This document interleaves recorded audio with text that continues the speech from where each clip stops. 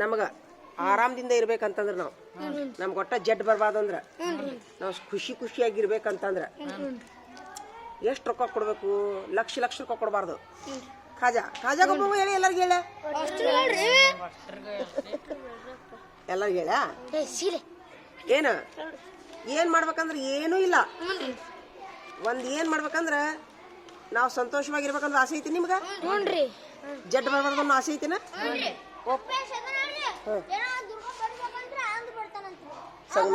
ಕರ್ಕೊಂಬ ಇಲ್ಲಿ ಅವನು. ಆಮೇಲೆ ಜೀವನ ಪರ್ಯಂತ ಒಟ್ಟ ಜಡ್ ಬರೋದು ಅನ್ನೋ ಆಸೆ ಐತಿ ನಿನ್ಗೆ? ಖುಷಿಯಾಗಿರ್ಬೇಕನ್ನೋ ಆಸೆ ಐತಿನ?